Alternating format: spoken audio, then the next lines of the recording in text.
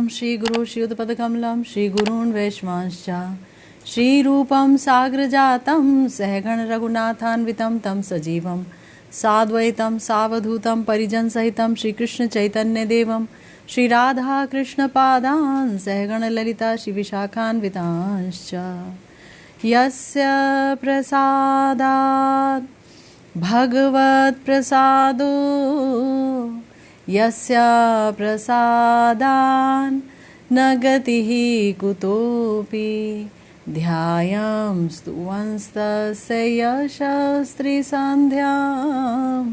वन्दे गुरुः श्रीचरणारविन्दं नमो महावदान्याय कृष्णप्रेमप्रदायते कृष्णाय कृष्णचैतन्य नाम्ने गौरत्विषे नमः। हे कृष्ण करुणा सिंधु दीनबंधु जगत्पते गोपेश गोपिका कांत राधाकांत नमोस्तुते। तप्त कांचन गौरांगी राधे वृंदावनेश्वरी वृषभानुसुते देवी त्वं नमामि हरिप्रिये। जय रूप सनातन भट्ट रघुनाथ श्रीजीव गोपाल भट्ट दास रघुनाथ। এই ছে গোসাইর করি চরণ বন্দন जहाँ होइते विघ्न नाश अभीष्ट पूरण वाञ्छाकल्पतरुभ्यश्च कृपा सिन्धुभ्य एव च पतितानां पावनेभ्यो वैष्णवेभ्यो नमो नमः। हरे कृष्णा कृष्णा कृष्णा हरे हरे हरे राम राम राम हरे हरे। आज हम एक बार फिर से हम सब एकत्र हैं श्रीपाद नरोत्तम दास ठाकुर महाशय द्वारा रचित बड़ी ही सुंदर प्रार्थनाओं का आस्वादन करने के लिए, जिसकी बड़ी ही प्यारी व्याख्या हमारे प्यारे गुरुदेव ने की है सुधा कणिका व्याख्या के रूप में। आइए एक बार फिर से हम इन्हीं प्रार्थनाओं में डूबते हैं, इन्हीं प्रार्थनाओं का आश्रय लेते हैं, क्योंकि हमारे गुरुदेव कहते हैं कि हमारे आचार्यों की जो वाणी है वो वस्तुतः उनके हृदय में जो भक्ति का सिंधु है उसी का उच्छ्वास है, उसी की तरंग है। और अगर हम भक्ति में डूबना चाहते हैं तो उन तरंगों के साथ खेलना होगा, उन तरंगों का आश्रय लेना ही होगा, तभी भक्त के हृदय की भक्ति हमारे अंदर भी कुछ हद तक अवश्य संचारित होगी। तो आज जो संप्रार्थनात्मिका प्रार्थना लिखी है हमारे श्री नरोत्तम जी ने, ठाकुर महाशय ने, उसे हम लेते हैं। राधा कृष्ण निवेदन ए जन करे दुहु अति रसमय सकरुण हृदय अवधान करो नाथ मोरे। हे कृष्ण गोकुल चंद्र गोपी जन वल्लभ हे कृष्ण प्रेयसी शिरोमणि हेम गौरी श्याम गाए श्रवणे परश पाय गुण गुणी जुड़ाय पराणी अधम दुर्गति जने केवल करुणा मने त्रिभुवने यशः ख्याति शुनिया साधुर मुखे शरण लोइनु सुखे उपेखिले नाही मोर गति जय राधे जय कृष्ण जय जय राधे कृष्ण कृष्ण कृष्ण जय जय राधे। अंजलि मस्तके कोरी नरोत्तम भूमे पोड़ी कहे दुहे पुराव मन साधे। राधा कृष्ण निवेदन ए जन करे। कितने हृदय से, कितने अंतर मन से, हृदय की असीम गहराइयों से उठी हुई प्रार्थना है हमारे प्यारे श्री नरोत्तम दास ठाकुर महाशय की। क्या एकांतिक भक्त हैं श्री नरोत्तम दास ठाकुर महाशय। राधा कृष्ण निवेदन ए जन करे। राधा कृष्ण के चरणों में श्री नरोत्तम दास ठाकुर महाशय की ये प्रार्थना कि आप दोनों अति रसमय हैं, अति रसमय। रसो वैसा कौन है? श्याम सुंदर रसो वैसा है। और उन्हें रस स्वरूप प्रदान कौन करता है? उनकी आह्लादनी शक्ति श्री राधा रानी। श्री राधा रानी ही रस प्रदान करती हैं श्याम सुंदर को। श्याम सुंदर रस स्वरूप हैं और उन्हें रस स्वरूप का रूप दे देती हैं हमारी प्यारी किशोरी जो, हमारी प्यारी स्वामिनी, है ना। तो वस्तुतः शक्ति और शक्तिमान का सदा ही अभेद रहता है, कभी भी भिन्न नहीं होते हैं दोनों, है ना। इसीलिए अगर रसो वह सह हैं कृष्ण तो रसो वह सह है किशोरी जो। रसिक भक्त जन ही रस का आस्वादन ले सकते हैं और भक्तों के अंदर भी रस लेने की जो क्षमता है उसे डालते हैं किशोरी जी ही। जब हम गुरुदेव की शरणागति लेते हैं और गुरुदेव की कृपा हम पर होती है तभी भगवत कृपा भी हम पर होती है उन्हीं के रूप में। तो नरोत्तम दास ठाकुर महाशय कह रहे हैं कि आप दोनों अति रसमय हैं। देखिए, इस जड़ देह में जब हम इतना आनंद प्राप्त करते हैं तो ये देह भी तो भगवान ने दी है ना, इसलिए हमें ये भी रसीली लगती है, बड़ी अच्छी है देह। और इस संसार में इतना आनंद प्राप्त करते हैं तो वो जो असीम रसमय स्वरूप है श्याम सुंदर, जो रसो वैसा है, उनकी रस का, उनके आनंद का एक कणिका और उसका भी आभास मात्र, उसका भी एक प्रतिबिंब ही तो है ये जगत।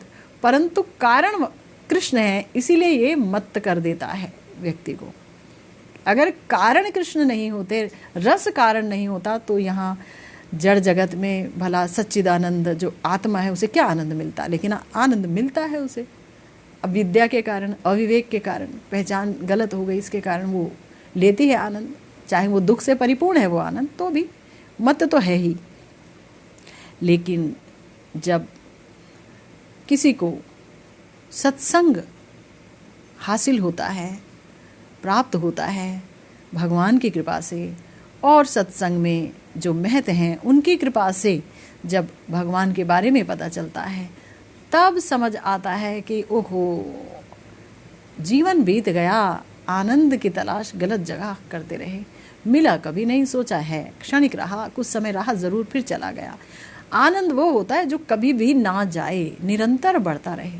भगवत आनंद का स्वरूप ऐसा है कि ये कभी कम नहीं होता, ये निरंतर निरंतर निरंतर बढ़ता चला जाता है। तो पता चला भक्त को सत्संग में श्री गुरु के मुख से, भक्तों के मुख से, कि प्रभु आप दोनों बड़े रसमय हैं। और जब भजन करने लगे तो फिर रसिक भक्तों को उनका अनुभव भी हो गया, ओह इतना रस है, इतना रस है कि संभाले नहीं संभलता। मेरा हृदय इस लायक ही नहीं है कि तुम्हारे रस का भार सह सकूं, तुम्हारे रस में डूब सकूं। मेरे हृदय को लायक बना दो, मेरे हृदय को लायक बना दो कि इस रस की एक कणिका, इसका स्पर्श मुझे भी हो। तब हमारे नरोत्तम दास ठाकुर महाशय, जो कि प्रेम की ही मूर्ति हैं, किंतु प्रेम से उत्थित दीनता के कारण बोल रहे हैं कि आप बड़े रसमय हैं और साथ में सकरुण हृदय है आपका। अगर भगवान सिर्फ रसमय है तो भाई जीव को क्या मिलेगा? रसमय है और आपस में रस का आस्वादन कर रहे हैं, रस को लुटा रहे हैं आपस में ही, आस्वादक भी हैं, आस्वादक भी हैं, रस का आस्वादन कर रहे हैं, और आस्वाद्य भी वही हैं, उन्हीं का आस्वादन किया जा सकता है। लेकिन करुणा नहीं है उनमें। अगर उनमें करुणा नहीं है, जैसे कि दूसरे विभिन्न प्रकार के धर्म हैं जहाँ पर बताया जाता है अगर तुम ये करोगे तो भगवान सज़ा देगा, लगता है कि जैसे भगवान बैठे हुए हैं सज़ा देने के एक सिंहासन पर कि जो जो जीव आएगा उसे सज़ा दूंगा, अच्छा है ना, नेक कर्म करो, नेक काम करो, ठीक है, वो तो प्रारब्ध कर्म ये सब चीज़ें हैं, वो सब चीज़ अलग है।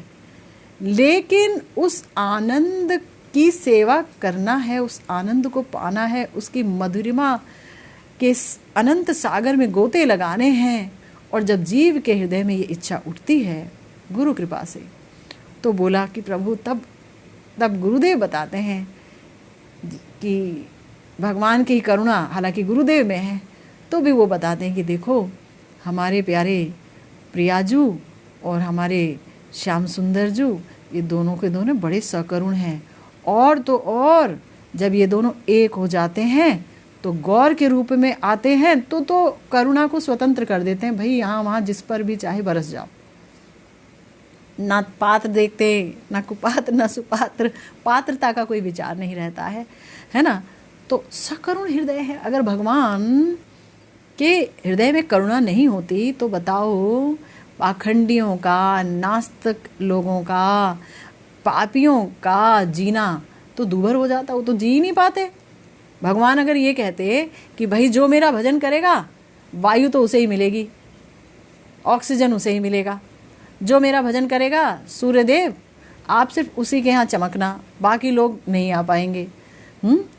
भगवान तो कुछ ऐसा शर्त नहीं रखते हैं, वो तो ये भी शर्त नहीं रखते हैं कि आप मुझे मानोगे तो ही मिलेगा, है ना। ये सब भगवान कुछ शर्त नहीं रखते हैं। भगवान जानते हैं कि ये अविद्या के शिकार हैं सारे के सारे जीव लोग। जब महत कृपा होगी इन पर, जब इनकी इच्छा होगी इस तरफ मुड़ने की, तब फिर इन्हें सब पता चल जाएगा। तो बड़े ही करुण हैं भगवान।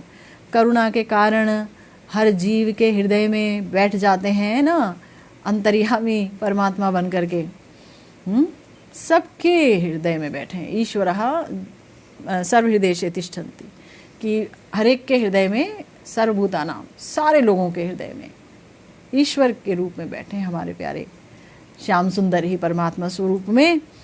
ये उनकी करुणा नहीं तो और क्या है। क्या ज़रूरत है अपनी उस लीला को, उस दिव्य लीला को यहाँ प्रकटित करने की। यहाँ वो अप्रकट धाम की लीला यहाँ पर प्रकटित कर देते हैं जीव आत्मा के लिए। कमाल है, हृदय में बैठे रहते हैं, कमाल है। शास्त्र दे देते हैं जीवों को, ये और भी बड़ी बात है।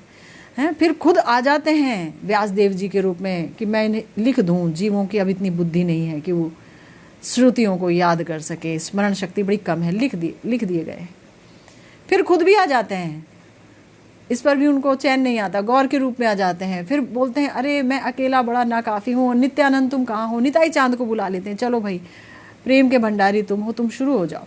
मैं कह रहा हूँ कि निताई तुम सबके पाँव में पड़ करके और बार बार बोलो कि भाई हरि बोलो, हरि का नाम लो। इस कलयुग में देखता हूँ कोई हरि का नाम ही नहीं लेता है। तुम सबसे नाम लिवाओ, निताई तुम नाम लिवाओ। और नित्यानंद जी निकल पड़ते हैं, मार भी खाते हैं तो भी कहते हैं एक बार तो हरि बोल दे। अब तो मार लिया ना, संतुष्टि हो गई, अब तो एक बार तो हरि बोल दे। ऐसे सकरुण हृदय हमारे प्यारे भगवान, हमारे प्यारे राधा कृष्ण गौर सुंदर, हमारे निताई चांद। तो इसीलिए कह रहे हैं कि अवधान करो नाथ मोरे, कि हे नाथ मेरी भी खबर लो, मेरा भी ध्यान रखो, मेरे पे कृपा करो। जब आपकी करुणा है चहुँ ओर बरसती है तो मैं ही क्यों वंचित रहूं। चहुँ ओर तो बरस गई। गौर सुंदर आप आए, पापे तापे पाखंडी दुर्जन जितने भी लोग थे सब पर करुणा बरसा दी, जगाई मधाई सब पर। अरे जगाई मधाई ने कितने पाप किए। और प्रभु हमें भी कुछ भी समझ लीजिए, अगर आप पापियों पर भी ही कृपा करते हैं तो पापी ही बना दीजिए, तो उद्धार कर दीजिए। हमें नहीं लहराना अपने सतीत्व का झंडा, हमें नहीं लहराना अपने पुण्य का झंडा, हमें नहीं लहराना धर्मात्मा होने का झंडा। अगर तुम्हारी कृपा पापियों पर बरसती है तो हमें पापी कर दो, हम पापी शिरोमणि बन करके उस कृपा को ले लेंगे। हैं क्यों? क्योंकि आप पतित पावन हैं, हमें पतित बना दो। हो सकता है हम पतित हैं, लेकिन आपकी कृपा, आपकी वो करुणा से वंचित हैं, तो लग रहा है कि अभी पतित होने में कसर बाकी है। दीवाने लोग ऐसा कहते हैं ठाकुर जी की करुणा को पाने के लिए। तो हे कृष्ण गोकुल चंद्र गोपी जन वल्लभ, हे कृष्ण प्रेयसी शिरोमणि, हे कृष्ण गोकुल चंद्र गोपी जन वल्लभ, हे कृष्ण प्रेयसी शिरोमणि। हमारी नरोत्तम दास ठाकुर महाशय मंजरी हैं, बहुत ही प्यारी सी। वो जिसको संबोधित कर रहे हैं वो द्वारिकाधीश नहीं है, वो वासुदेव जी नहीं हैं, वो मथुरा में रहने वाले नहीं हैं, वो है गोपी जन वल्लभ। गोपी वल्लभ नहीं बोला, गोपी जन वल्लभ, बहुवल्लभ हैं, बहुवल्लभ हैं। अनेक अनेक अनेक अनेक अनेक अनेक गोपियां उनके शरणागत हैं, उनके वल्लभ हैं, उनके कांत हैं, उन्हीं के सर्वस्व हैं। और कृष्ण हैं, अपने रूप से, अपने गुण से, अपनी लीलाओं से, अपनी वंशी नाद से सबको आकर्षित करते हैं। ये काम है उनका, ये उनके स्वरूप का धर्म है, आकर्षित करना। सनातन गोस्वामी जी को शिक्षा दे रहे हैं श्रीमन महाप्रभु, श्री कृष्ण के इतने ऐश्वर्य गिनाए, इतने ऐश्वर्य गिनाए, और बाद में ये कह बैठे कि जा रूपेर एक कर्ण डुबाए सर्वभुवन, सर्व प्राणी करे आकर्षण। ऐसा डूबा, ऐसे डूब गए तुम्हार अधर बड़ो बाजीकर। मतलब कहाँ डूब गए राधा रानी का महाभाव लेकर के। तो वो कृष्ण जो कि रसिकों की समस्त इंद्रियों को, मन को, चित्त को, सर्वस्व का हरण कर लेते हैं, आकर्षित कर लेते हैं, वो है कृष्ण। और हैं क्या? गोकुल चंद्र, गोकुल चंद्र है। ये जो जीवात्मा है ना, जीवात्मा ये अपनी ये अतृप्त इंद्रियों की प्यास को लेकर के जगह जगह डोलता फिरता है, नाना योनियों में भटकता फिरता है। जीवात्मा अनेक शरीर धारण करता है इंद्रियों के लिए, क्योंकि इंद्रियों की वासनाओं को ही पूर्ण करने में लगा रहता है कि इंद्रियों की वासना पूर्ण हो जाए, ये भी पूर्ण हो जाए, ये भी कर लूँ, ये भी कर लूँ, अब इस इंद्रिय की तृप्ति, इस इंद्रिय की तृप्ति। ये जीवात्मा का स्वभाव बन जाता है इंद्रिय तृप्ति है। लेकिन क्या है कि तो जब वो जितनी भी इंद्रिय की तृप्ति करने की कोशिश करता है, उतना ही उसको बदले में दुख मिलता है। सुख नहीं मिलता, दुख मिलता है, दुख मिलता है। सोचता है श्रृंगार रस का आस्वादन कर लूं, तो उसको वहां जाकर के दुख मिलता है। आस्वादन करेगा, क्या करेगा, फिर कितने सारे बच्चे हो जाते हैं, वो बच्चों में लगा रहता है। अब इन्हें पालो पोसो, बड़ा करो, कॉलेज भेजो, ब्याह करो, ये करो, सेटल। क्यों? क्योंकि एक हुक उठी थी श्रृंगार रस का आस्वादन करने के लिए, तो पता ही नहीं चला कि इस जगत में श्रृंगार रस है ही नहीं, इस जगत में तो है ही नहीं। लेकिन हुक जरूर उठी थी, तो क्या हुआ? इंद्रियां तप्त हो गई। कुत्ते बिल्ली कितनी योनियां ली, लेकिन उन योनियों में भी, कहीं पर भी, मनुष्य योनि में भी इंद्रियां जो है नहीं हो पाई, हमारी शांत नहीं हो पाई। तो हमारे यहाँ बोलते हैं जय जय प्रेम कल्पतरु, जय जय श्री गुरु प्रेम कल्पतरु, है ना, कि हे गुरुदेव आप प्रेम कल्पतरु हैं, आप प्रेम कल्पतरु हैं गुरुदेव। तरु क्यों बोला और प्रेम कल्पतरु क्यों बोला? बोला गया कि जब तक कृष्ण प्रेम नहीं मिलता तब तक इंद्रियां तृप्त नहीं होंगी, और जब गुरु रूपी प्रेम कल्पतरु की ठंडी छांव में बैठेंगे तो सदा सर्वदा के लिए हमारे अंदर शीतलता का संचार होगा। शीतल हो जाएंगी सारी इंद्रियां, आत्मा शीतल हो जाएगी, कृष्ण को समझ पाएंगे, कृष्ण प्रेम से युक्त हो जाएंगे, और तब हम समझ पाएंगे कि ये जो कृष्ण हैं ये गोकुल चंद्र हैं, यानी ये कृष्ण की करुणा लेकर ही तो हमारे गुरुदेव जो हैं प्रेम कल्पतरु हुए हैं। और ये श्याम सुंदर जो हैं ये समस्त इंद्रियों को ऐसा शांत करते हैं कि मानो दिन में किसी व्यक्ति ने धूप में बड़ा परिश्रम किया हो और रात में पूर्णिमा का चांद निकल आया हो और उसकी ठंडी ठंडी शीतल किरणों में वो शांति प्राप्त कर रहा हो। इस तरह से जो है गोकुल चंद्र हैं श्याम सुंदर।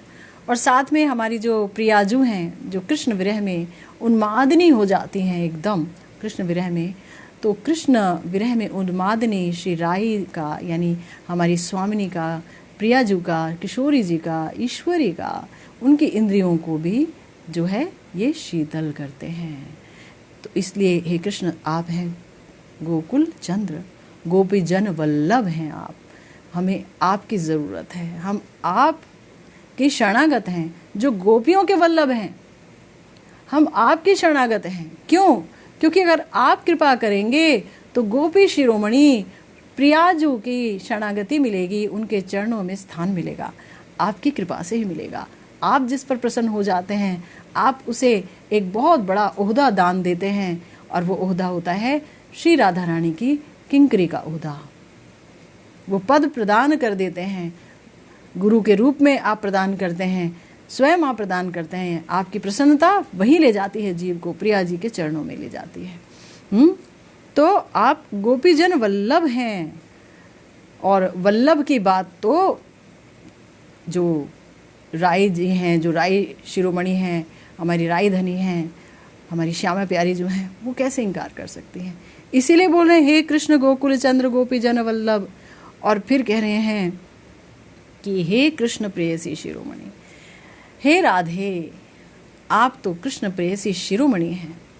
वस्तुतः हमारी जो राधा रानी है वो तो श्याम सुंदर की अपनी ही शक्ति है, कृष्ण तो आत्मा राम है, वो आनंद के लिए तो कहीं बाहर जाते नहीं, स्वयं आनंद स्वरूप है और अपने अंदर आनंदित रहते हैं। उनके अंदर आह्लादनी शक्ति के रूप में और बाहर आह्लादनी शक्ति ही श्री राधा रानी के रूप में, और श्री राधा रानी ही अनेक अनेक कांताओं के रूप में श्याम सुंदर के श्रृंगार वांछा को पूर्ण करती हैं। तो ऐसी कृष्ण प्रेयसी शिरोमणि, आप समस्त कृष्ण प्रेयसियों की शिरोमणि हैं। आपसे ही समस्त कृष्ण प्रेयसियाँ सीखती हैं कृष्ण को मोहित करने की कला, क्योंकि आप हैं मादनाख्या महाभावती। ये आप ही के अंदर है, तो आप शिरोमणि हैं, तो आप मुझ पर कृपा कीजिए। हेम गौरी श्याम गाय श्रवणे परश पाए, गुण गुणी जुड़ाई पराणी। तो बहुत कुछ कहा है हमारे श्रीपाद नरोत्तम दास ठाकुर महाशय ने। आइए अब गुरुदेव की सुधा कणिका व्याख्या की तरफ चलते हैं। गुरुदेव क्या कह रहे हैं? गुरुदेव कह रहे हैं अपनी सुधा कणिका व्याख्या में, श्रील ठाकुर महाशय साधक आवेश में परम अभीष्ट श्री श्री राधा कृष्ण के चरणों में प्राणों की प्रार्थना निवेदन कर रहे हैं। प्राणों की प्रार्थना, प्राणों से उत्थित है ये निवेदन। ऐसा नहीं है कि कोई नित्य परिकर है और वो यहाँ आएगा, इस धरती पर लीला करेगा, तो वो सोचेगा मैं तो नित्य परिकर हूँ, मुझे हाहाकार करने की क्या आवश्यकता है। आप रघुनाथ दास गोस्वामी जी का चरित्र देख लीजिए, तुलसी मंजरी जी हैं वो तो, रति मंजरी, आप रूप जी का चरित्र देख लीजिए, सब हाहाकार कर रहे हैं, सब के सब हमारे सारे गोस्वामी हाहाकार कर रहे हैं। तो नित्यानंद प्रभु भी अपने अभीष्ट के लिए हाहाकार कर रहे हैं नरोत्तम दास जी के रूप में, और अपने प्राणों की प्रार्थना जना रहे हैं, निवेदन कर रहे हैं। और निवेदन में, निवेदन से पूर्व कहते हैं उनकी कृपा दृष्टि आकर्षित करने के लिए कि दोहे अति रसमय सकरुण हृदय अवधान करो नाथ मोरे, कि हे नाथ श्री श्री राधा माधव, आप दोनों मेरे जीवन मरण के रक्षक या पालक हो, है ना। राधा कृष्ण प्राण मोर युगल किशोर, जीवने मरणे गति आर नाही मोर।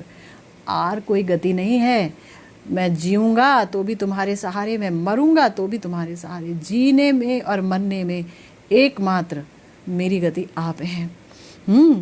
तो बोल रहे हैं कि आप जीवन मरण के रक्षक या पालक हो, अति रसमय हो, अतिशय करुणचित्त हो। अब कृपा करके मेरी कुछ प्रार्थना सुनो। श्रील कविराज गोस्वामी पाद जो श्री कृष्णदास कविराज जी हैं, वो कहते हैं रसिक शेखर कृष्ण परम करुण, ए दुई हेतु होइते इच्छार उद्गम। कि जो श्याम सुंदर हैं वो क्या है, रसिक शेखर हैं तो पहली बात, दूसरा परम करुण है। चैतन्य चरितामृत को लिखते समय हमारे प्यारे आचार्य कस्तूरी मंजरी यानी श्री कृष्णदास कविराज गोस्वामी पाद महाप्रभु के रूप में क्यों आए हैं, श्री कृष्ण बता रहे हैं कि पहली बात तो है कि आप रसिक शेखर हैं, रस का आस्वादन करना आपका काम है। आप आस्वाद्य भी हैं, आस्वादक भी हैं, और दोनों ही प्रथम श्रेणी के हैं। आस्वाद्य भी प्रथम श्रेणी के आप ही हैं, आप ही रस हैं, और रसिक शेखर भी आप ही हैं।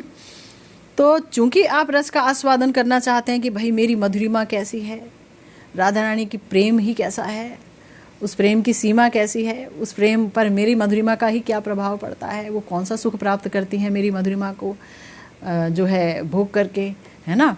राधा रानी के हृदय में तो स्वसुख की कोई वासना है नहीं, तथापि वासना ना होने के बावजूद भाई हम सुख पाना नहीं चाहते, पर सुख आ जाए तो कुछ किया नहीं जा सकता ना। कृष्ण सेवा से तो सुख उपजेगा ही, आनंद का सेवा करेंगे तो बदले में आनंद मिलेगा ही, उनके पास आनंद ही है देने के लिए, वो संचारित होगा ही, है ना। तो कृष्ण रसिक शेखर, और साथ में दूसरी बात हो गई परम करुण, कि मैं तो ये सब भोग करूंगा ही, तीन वांछा, लेकिन साथ में कलिहत जीवों का उद्धार भी करूंगा, उनको दूंगा निकुंज प्रेम, उनको दूंगा प्रिया प्रियतम का प्रेम। ये भी उनकी वासना है। क्यों वासना? इसलिए है क्योंकि वो अति करुण है, अति करुण है जीवों के प्रति। करुण होंगे ही ना, करुणा तो उनके स्वभाव का एक गुण है, करुणामय है भगवान, भक्त वत्सल हैं। इसीलिए इन दो हेतु से उनकी इच्छाओं का उद्गम हुआ। गुरुदेव कहते हैं कि भगवत स्वरूप मात्र का ही असाधारण धर्म है रसिकत्व। वे रस स्वरूप होकर भी रस के आस्वादक हैं, जैसे मधु और भ्रमर। भाई भगवान का जो भी स्वरूप हो, जो भी स्वरूप हो, वो स्वरूप कैसा है? रसिकत्व से भरा हुआ है, रस से भरा हुआ है। अब श्री राम जी को ले लीजिए, उनमें क्या रस कम है? मर्यादा पुरुषोत्तम श्री राम जी की सुंदरता क्या कम है? बहुत सुंदर है वो, रस से भरपूर है, भक्त वत्सल हैं वो भी, है ना। तो इतने रस से भरपूर हैं, लेकिन श्याम सुंदर तो स्वयं रस स्वरूप है, और ये भी रस स्वरूप है श्री राम जी भी, और अन्य भगवत स्वरूप भी। परंतु अन्य भगवत स्वरूप की उत्पत्ति है श्याम सुंदर से ही। जो रस का मूल उत्स है, जो रस का मूल केंद्र है, वो है हमारे श्याम सुंदर। तो उनका असाधारण धर्म है रसिकत्व। रस स्वरूप है, लेकिन रस का आस्वादन जरूर करेंगे, और रस के आस्वादन की जो इच्छा ही लीला में परिणत हो जाती है। रसिक शेखर हैं, इसीलिए तो लीला करते हैं, अपना रस आस्वादन कराते हैं अपने भक्तों को, अपने नित्य परिकरों को, और स्वयं भी आस्वादन करते हैं, है ना।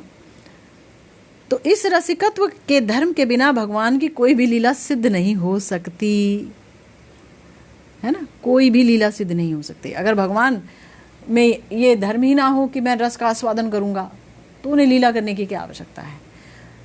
ब्रह्म जो है, भगवान का ब्रह्म स्वरूप, उनके अंदर तो कोई स्पृहा नहीं उठती है कि मैं जो है रस का आस्वादन करूंगा।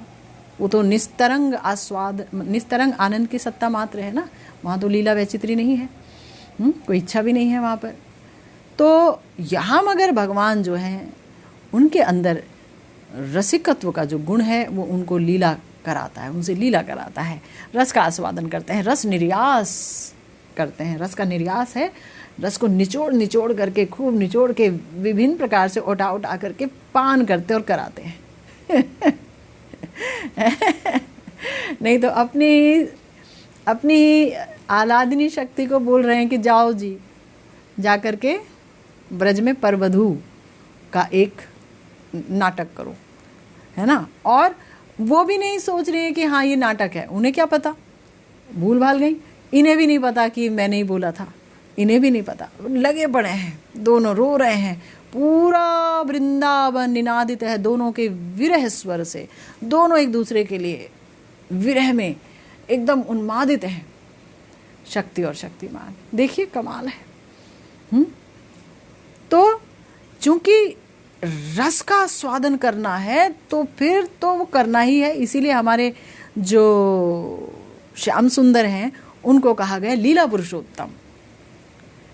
लीला पुरुषोत्तम है ये, समझ रहे हैं कि ये इनकी जो लीलाएं हैं, वो मर्यादा वर्यादा धर्म वर्म इस चीज़ के ऊपर नहीं तोली जा सकती हैं कि भगवान तो दाता शिरोमणि है, वो मांग क्यों रहे हैं, घर घर जाकर के भाई हाँ चलो मक्खन की चोरी करें, मांगना तो दूर की बात है, चुरा ही रहे हैं। चोरी तो बिल्कुल पाप मानी जाती है, लेकिन ये तो चुरा ही रहे हैं। झूठ बोलना कितना बड़ा पाप है। लेकिन मैया मेरी, मैं नहीं माखन खायो, मैं नहीं माटी खायो, हर तरह से क्यों? क्योंकि रस का आस्वादन करने के लिए सब कुछ ताक पे रखा हुआ है, नहीं तो ब्रज भक्ति, ब्रज प्रेम कभी सिद्ध ही नहीं होगा। श्याम सुंदर में जैसे कहा ना कि बहुत बड़ी चाशनी का एक समुद्र हो, तो उसके अंदर जो भी चीज़ गिरेगी वो मीठी हो जाएगी, है ना। तो श्याम सुंदर में कोई दोष हो ही नहीं सकता। गुण के शिरोमणि हैं, दिव्य गुणों से परिपूर्ण है, जिनका नाम लेने से सारी बुरी वृत्तियां समाप्त हो जाती हैं। तो उनका तो हर बात प्रेम वर्धक है। भक्तों के प्रति उनका प्रेम बढ़ा रहा है, भक्तों का उनके प्रति प्रेम बढ़ा रहा है, जो सुन रहा है उसका प्रेम बढ़ रहा है ना। तो रस स्वरूप हैं, और बिना रस के धर्म के भगवान की कोई लीला सिद्ध नहीं हो सकती। समझ आया? क्योंकि आत्माराम आप्त काम भगवान में किसी भी प्रकार की स्पृहा का उदय होना संभव नहीं। आत्माराम है ठाकुर जी, आप्त काम है, लेकिन समस्या ये है कि भक्तों के प्रेम के वशीभूत हैं। ये उनके स्वरूप का ही धर्म है, भक्तों के प्रेम के वशीभूत हैं। बस सीधी सी बात है, भक्तों के प्रेम के वशीभूत हैं, इसीलिए लीला करते रहते हैं, है ना। वशीभूतता ही इनको सब कुछ कराती है। आप्त काम है, आत्माराम है, लेकिन इन्हें भूख लगती है लीला में। ये मैया के पीछे दौड़ते हैं कि माँ मुझको मक्खन दो, माँ मुझे दूध पिलाओ। मैया अगर उसे ज़रा सा पटक देती हूँ उनको कि लो दूध उबल रहा है, मैं ज़रा देख करके आती हूँ, थोड़ा सा रुको, तो सच में क्रोध आ जाता है इनको, क्रोध भी आता है। कहाँ आत्माराम भगवान में क्रोध आ सकता है, लेकिन आ रहा है लीला में सब चलेगा, है ना।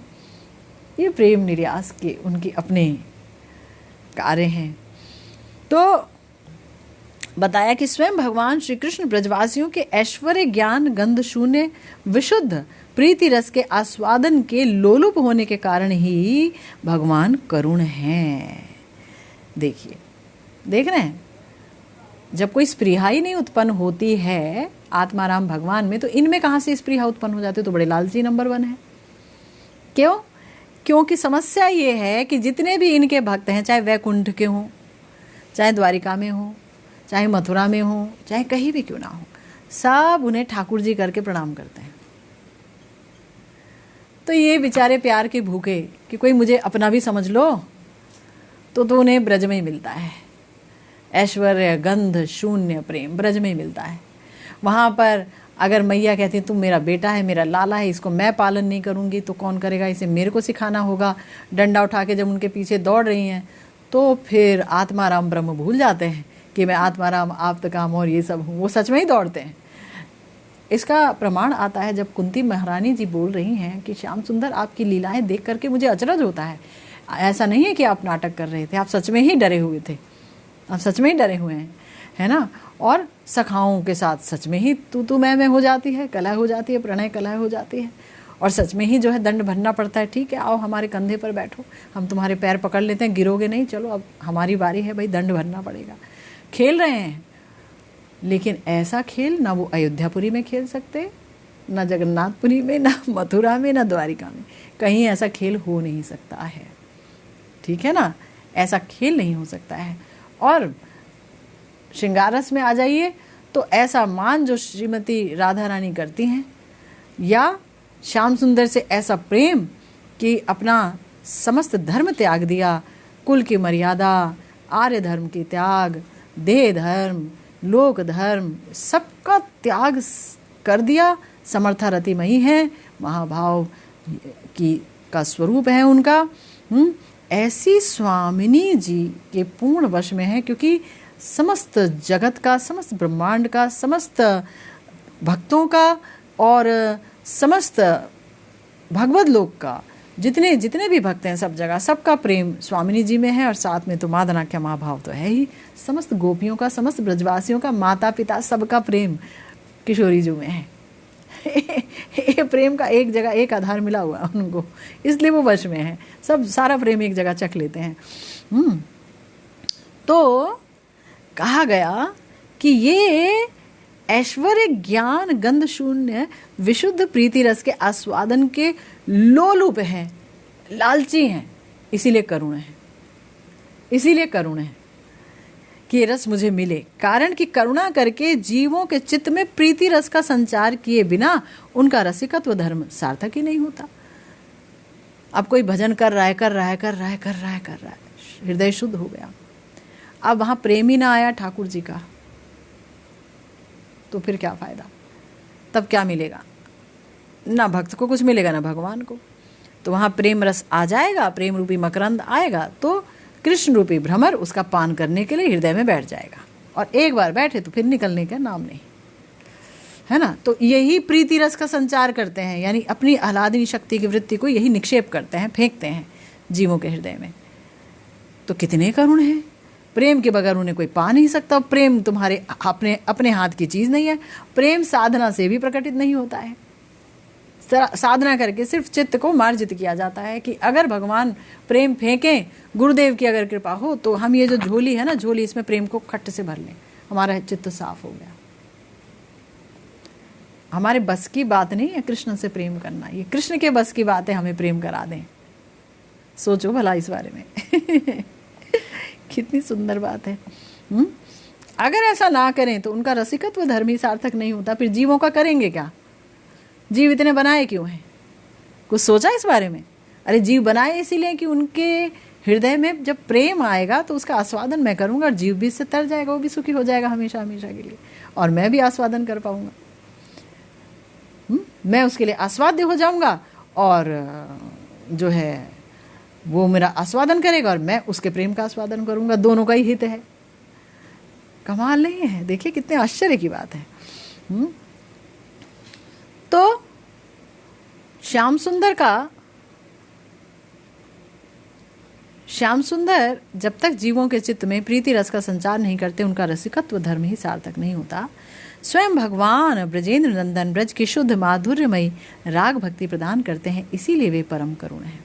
आगे बात समझ में, ठाकुर जी के बगैर, श्याम सुंदर के बगैर ब्रज की ये जो माधुर्यमयी भक्ति है, ये मधुर रस का भजन है, ये ऐश्वर्य गंध ज्ञान शून्य, ये ऐश्वर्य ज्ञान का जो गंध है उससे शून्य जो भजन पद्धति है ब्रज रस की, वो सिर्फ एक ही दे सकते हैं, वो है हमारे श्याम सुंदर।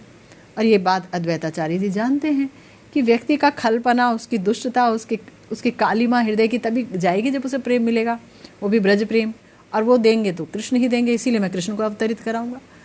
हुंकार करते रहे, गौर सुंदर आ गए और उन्होंने यही किया, ब्रज प्रेम दे दिया, मंजरी भाव दे दिया।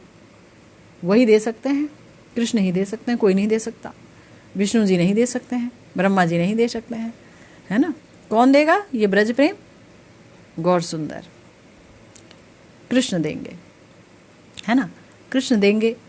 तो बताया कि प्रेममयी और परम करुणामयी राधा रानी के सानिध्य में श्री कृष्ण के दोनों गुण सीमाहीन रूप से वर्धित होते हैं। तभी कहा गया है दोहे अति रसमय। रस स्वरूप और रसिक होने के कारण प्राचुर्य के अर्थ में मयट प्रत्यय लगा दिया गया है ना, रसमय बोल दिया गया है। तो रस सिंधु और प्रेम सिंधु के मिलन से जो रच्छोवास की समुद्वेलित तरंगे अंतर जगत को अप्लावित कर देती हैं, और उसी के अनुरूप करुणा का प्लावन भी समुच्छ्वसित हो उठता है। यानी कि जब रस सिंधु यानी हमारे श्याम सुंदर और प्रेम सिंधु यानी हमारे राधा रानी जब मिलित होते हैं, जब उनका निबिड़ मिलन होता है, तो क्या होता है?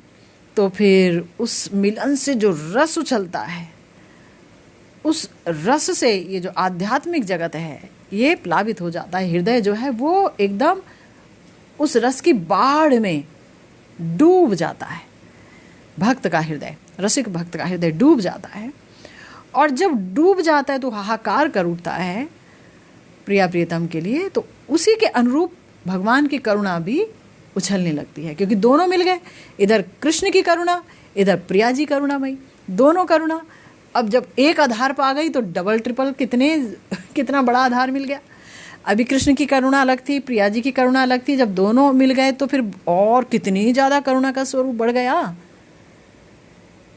गौर सुंदर की करुणा इतनी ज़्यादा है कि आपको कल बताया था हम लोगों ने, श्री प्रबोधानंद सरस्वती पाद कहते हैं कि जो सुखदेव गोस्वामी जी को नहीं मिला, जिसके लिए ब्रह्मा और महादेव भी तरस रहे हैं, ऐसा मंजरी भाव कलिहत जीवों को श्री गौरहरि की कृपा से प्राप्त हो गया। कलिहत जीवों को, जिनका हृदय कालिमा से ढका पड़ा है, अज्ञान से ढका है, अविवेकी है, उनको मिल गया। कौन दे सकता था भला? है हमारे अंदर इतनी औकात कि हम उसे ले पाएं? तो बोला नहीं नहीं, चिंता करने की बात नहीं, गौर की शरण में आइए। जितना गौर से प्यार करेंगे राधा रानी के चरण वैसे ही उतना ही हृदय में प्रकाशित हो जाएंगे।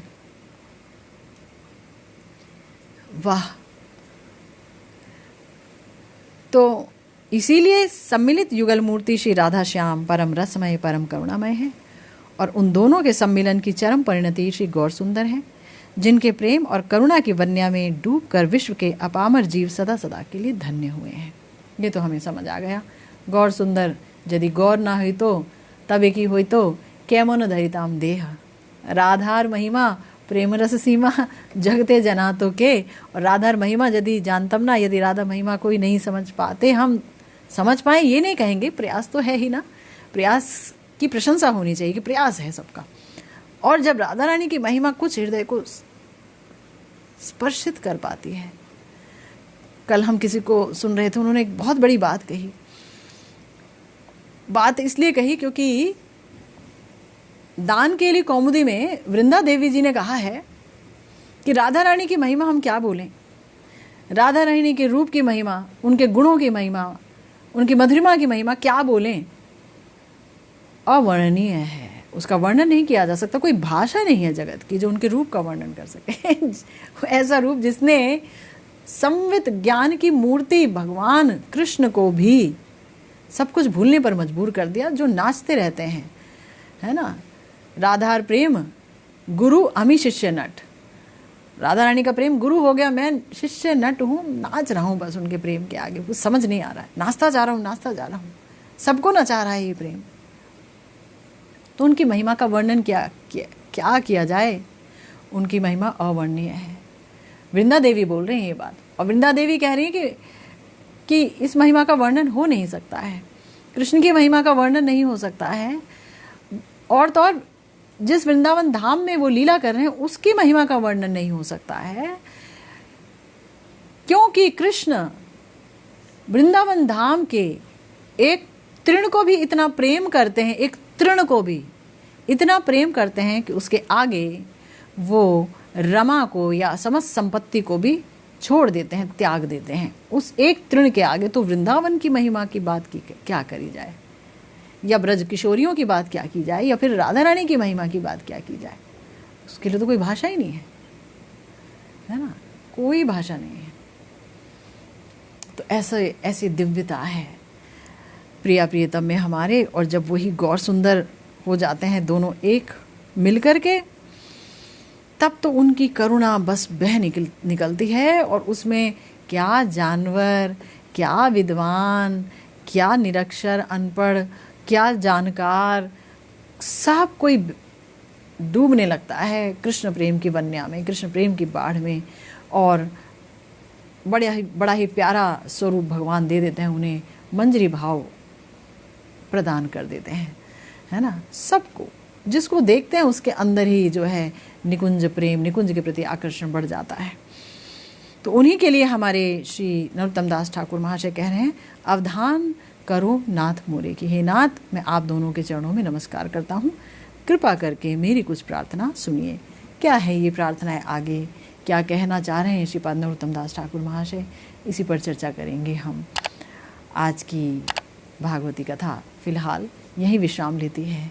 जय जय श्री राधे श्याम, श्री गुरु निताई गौर सीतानाथ प्रेमानंदे, हरि हरि बोल।